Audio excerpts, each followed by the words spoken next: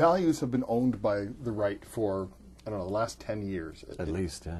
But the funny thing is, conservative values and Canadian values are not congruent all the time. I mean, there's a lot of stuff that Canadians accept, like religion has no business in government, and the state has no business in the bedrooms of the nation.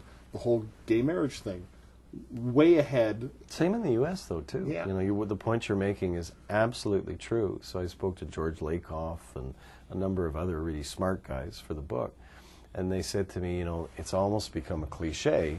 You've got this working class constituency in both Canada and the United States who are voting against their economic interests. They're voting for the overlords, you know, for the millionaire conservative guys who favor bankers and lobbyists.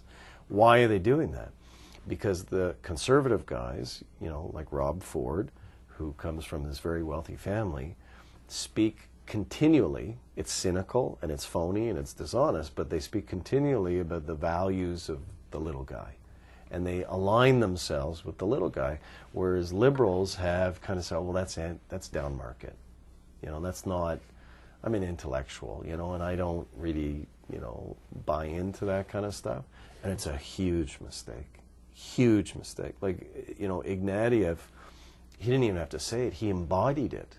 Nobody could picture themselves sitting down and having a burger and a beer with Michael Ignatieff. I'm a fairly bright guy. I'm intimidated as hell to be near him. I mean, he just screams way too smart to ever have anything to do with me. Yeah, and so people, you know, what do people want in politics? More than anything else, in all my years of working in it, and Fight the Right hopefully testifies to this, they want somebody who understands their life.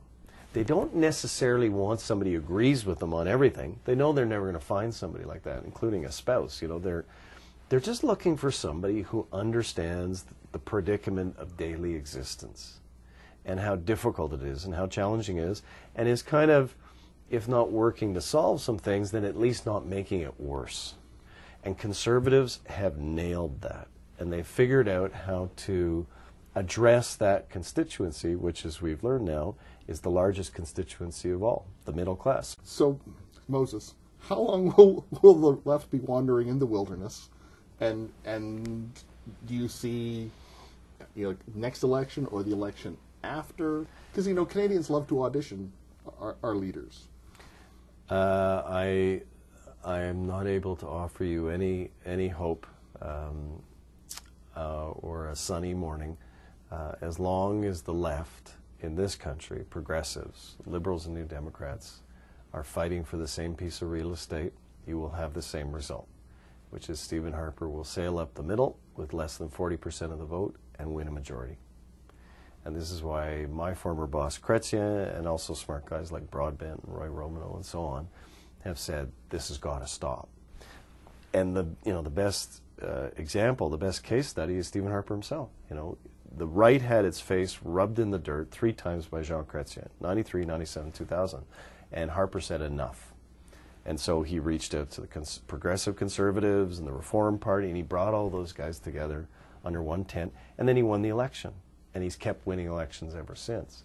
And, you know, Chretien's point, and mine in the book, is it's just math. If you continue to split the vote, the other guy's going to continue to win. And so Justin, if he becomes leader, and he probably will do very well. And maybe the NDP and the Liberals will trade places, but neither one of them is going to become government until they address this fundamental issue, which is people of like-minded values should be in one house and not a house divided. And, you know, I don't see any chance of that anytime soon. They're just, you know, both of them are so stupid on this issue. You know, the NDP used to say to us, let's talk about it. And we were, you know, in the ascendancy. We said no. Now they're in the ascendancy and we're down below, and they're saying no to us. And you got to meet up in the middle. If the Liberals don't get it together for the next election, you could be sitting in the war room helping Thomas Mulcair. Not a I mean, chance. if they would take him, but you know what, you could put your money where your mouth is. I mean, would you work for the NDP if the Liberals continue to just screw up? Would I work for, you're the first person to ever ask me this question, would I work for a Liberal Democratic Party? Yes.